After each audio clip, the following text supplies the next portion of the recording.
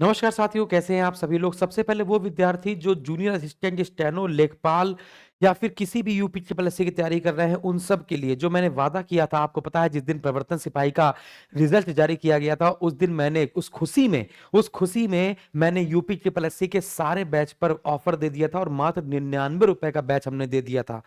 तो जो विद्यार्थी बाद में देखे थे, जो विद्यार्थी उस ऑफर का लाभ नहीं उठा पाए थे और लगातार तब से वो फोन करते चले जा रहे हैं, उनके लिए मैंने अनाउंस किया था कि 23 नवंबर को मैं आऊंगा और आपको एक वीडियो बनाऊंगा और उस दिन मैं बताऊंगा कि आपको बैच कब मिलेगा 99 रुपए का।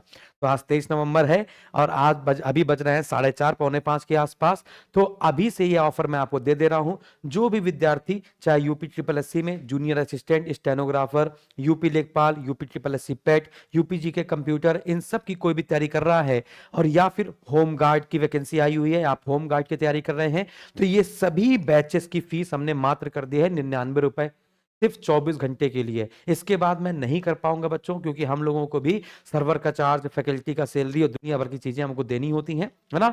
और फिर इसके बाद आप जितनी बार वीडियो देखते हैं उतनी बार सर्वर का चार्ज लगता है, वो सारी चीजें एप्लीकेशन मेंटेनेंस में। तो ये आज लास्ट डेट है ना। इसके बाद कोई भी बैच यूपी ट्रिपल एससी का 99 रुपीज में नहीं मिलेगा। और ये होम गार्ड का बैच, जो होम गार्ड का बैच है, ये 199 में है बच्चों। जो होम गार्ड का बैच है, ये हमने आपको कर दिया 199 में, है ना। ये 499 का बैच था, ये 199 में कर दिया गया है ना। अभी एकदम से ध्यान आ गया, नहीं तो अभी कहते सर आपने 99 बोला था, उसमें तो 199 दिखा रहा है ना। तो 499 से सीधे हमने 199 कर दिया है। तो इसमें वो सब कुछ मिलेगा जो आपके सिलेक्शन के लिए जरूरी है। इसमें आपको इस बैच के साथ आपको 499 रुपए का जो टेस्ट पास हम लोग का है, जिसमें 300-400 मॉक टेस्ट हैं, वो भी फ्री मिलेगा।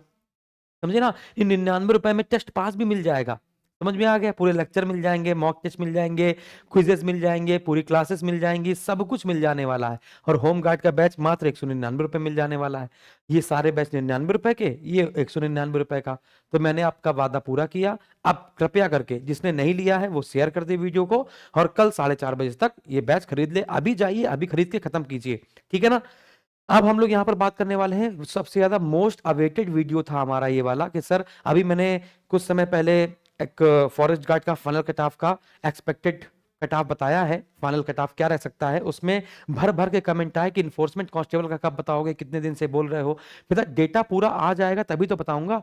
जो हमारे पेड बैच के विद्यार्थी, कुछ विद्यार्थी फोन नहीं उठाते हैं, फिर उठाते हैं तो काट देते हैं मैं बाहर हूँ, फिर उसके बाद उनको पेपर मिलाकर वो बताते मेरे इतने सही हो रहे हैं काट पीट के। तो तब आज हम लोग को डेटा कलेक्ट हो पाया पूरा, तो एनालिसिस करने के बाद सुबह के बाद अब मैं आपके सामने यहाँ पर आया हूँ, है ना। फिर इसके बाद मैंने कुछ विद्यार्थियों की बातें सुनी, और विद्यार्थियों की बातें सुनने के बाद मैंने कुछ यूट्यूब पे भी वीडियो देखे, और उनका कट ऑफ 70+, मैंने 100 में 70 लगता है। पेपर नहीं देखा था इन्फोर्समेंट कांस्टेबल वाला, है ना। तो चलिए कोई बात नहीं, हम लोग अपने डेटा के आधार पर काम करते हैं। हम लोग के पास वही जो जो 2,500 के आसपास एडमिशन थे, उसी पर हम लोग बात करेंगे, है ना। और 28,378 या 28,000 विद्यार्थियों को कुछ बुलाया गया था पेपर देने के लिए, और अभी 6,000 विद्यार्थियों को पास किया गया है ना, 34 नंबर के कट ऑफ के साथ। तो पूरी बातें हम लोग करेंगे। तो सबसे पहले देखते हैं पीटी पीएचडी रनिंग में होता क्या क्या है, क्या क्या होने वाला है। तो पुरुष अभ्यर्थियों के लिए आपको पता है, अगर जो पुरुष अभ्यर्थी है उसकी ऊंचाई मांगी गई है 168 सेंटीमीटर, यानी 168 सेंटीमीटर आपकी ऊंचाई होनी चाहिए। जो सारे कैटेगरी के हैं, चाहे चाहे जनरल की हो, चाहे ओबीसी हो, ईडब्ल्यूएस हो, है ना, या फिर आप एससी कैटेगरी के हो। लेकिन एसटी कैटेगरी की जो हाइट मांगी गई है पुरुष की, वो मांगी गई है 160 सेंटीमीटर, ठीक है। तो एसटी की 160 सेंटीमीटर है, बाकी अन्य सभी अभ्यर्थियों की 168 सेंटीमीटर। अब हम लोग बात करते हैं चेस्ट की। तो चेस्ट जो मांगा गया है वो सभी अभ्यर्थियों का एसटी कैटेगरी को छोड़ दिया जाए, अनुसूचित जनजातियों को छोड़ दिया जाए, तो से सभी कैटेगरी का मांगा गया है 79+5, ये 79 सेंटीमीटर आपका चेस्ट होना चाहिए। और 5 सेंटीमीटर आपने ऐसे करके फुला लिया, तो 5 सेंटीमीटर फुलाने के बाद जरूरी है तो 84 हो जाना चाहिए। 79 से ज्यादा है कोई दिक्कत नहीं, 80 है, 81 है, 82 है, लेकिन 5 सेंटीमीटर फुलाव आवश्यक है। यदि आप 5 सेंटीमीटर फुला नहीं पाते हो तो फिर आपको बाहर कर दिया जाएगा। और यही एसटी कैटेगरी की बात की जाए तो एसटी कैटेगरी में 77 सेंटीमीटर और +5 82, ठीक है ना। फिर एक महिला अभ्यर्थियों की बात बताया जाए तो महिला अभ्यर्थियों को जो ऊंचाई मांगी गई है वो जनरल, ओबीसी, ईडब्ल्यूएस, इन सब की बात किया जाए, एससी की बात किया जाए तो 152 सेंटीमीटर। जबकि एसटी कैटेगरी की महिला की जो हाइट मांगी गई है वो 147 सेंटीमीटर मांगी गई है। महिलाओं में वजन मांगा जाता है, ऊंचाई के बाद सीधे वजन मांगा जाता है, तो 40 किलोग्राम तो वजन आपका होना ही चाहिए, है ना? तो 40 किलोग्राम से कम नहीं होना चाहिए, वरना दौड़ते-दौड़ते जब दौड़ने जाओगी, है ना? तो पता चला गिर पड़ी, है ना? चलो, अब हम लोग यहाँ पर बात करते हैं रनिंग की, ठीक है?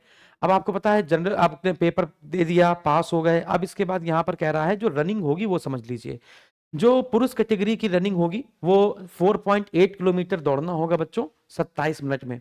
तो 4.8 किलोमीटर 27 मिनट में दौड़ना होगा। और ये जो महिलाओं की रनिंग होगी वो आपकी होगी क्या 16 मिनट में आपको 2.4 किलोमीटर दौड़ना पड़ेगा। नियत समय में दौड़ पूरा ना करने वाले विद्यार्थी असफल माने जाएंगे। फिर इसके बाद ये कह रहा है लिखित परीक्षा के संबंध में, जैसा कि मैंने आपको बता दिया है, आपको शॉर्टलिस्ट कर लिया गया है। फिर इसके बाद सीधे दौड़ और पीटी पीएचटी होगा, फिर इसके बाद आपका डीवी होगा और डीवी के बाद आपका सिलेक्शन होगा। बस यही सब दिया गया है।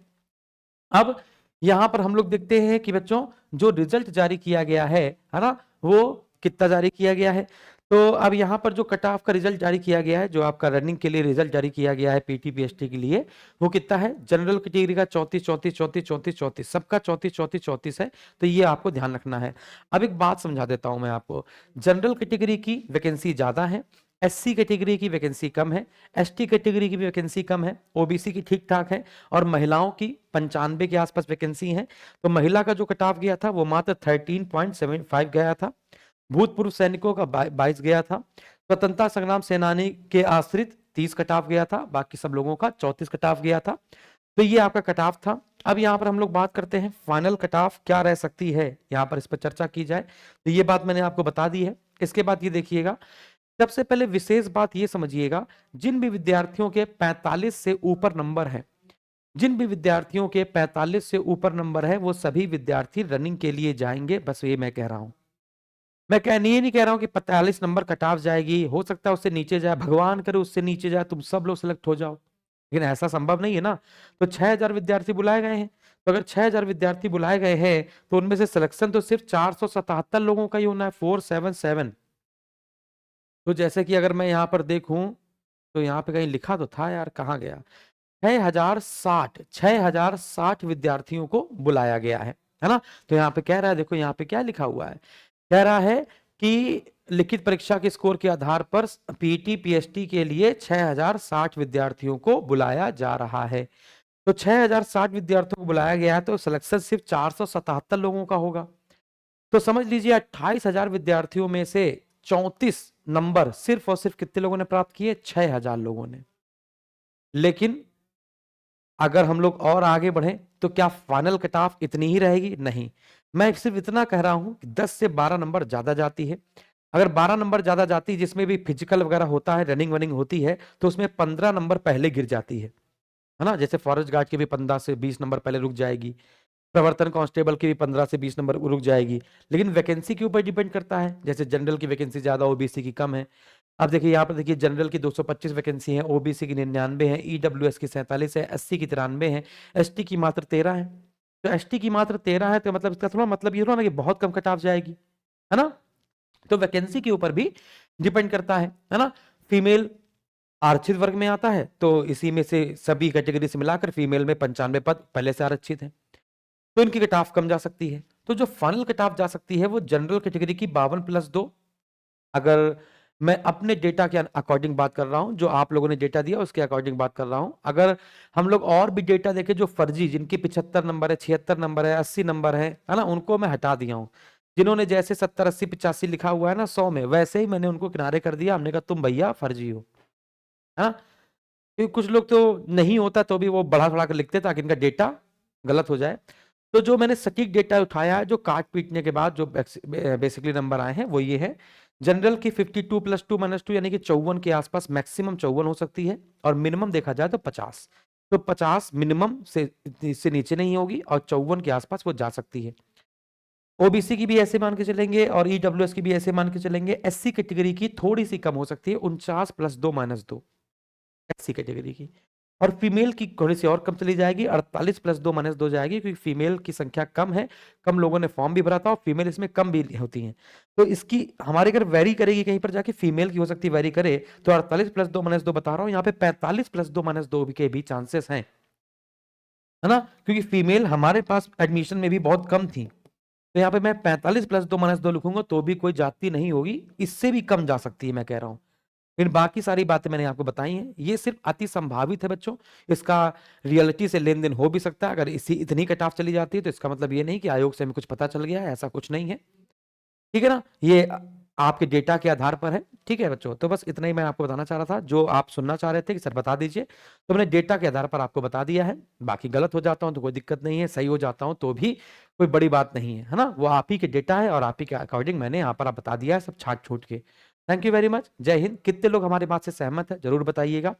अगर आपको लगता है कि 70 जाएगी, 60 जाएगी, तो फिर ध्यान रखिएगा जूनियर असिस्टेंट वाले विद्यार्थी भी इसमें हैं। जो 6000 पास हुए ना, इसमें जूनियर असिस्टेंट वाले भी हैं, फॉरेस्ट गार्ड वाले भी हैं, ध्यान रखिएगा, है ना? तो उन सबको देखना भी है, उनको हटाना भी है। ठीक है? Thank you.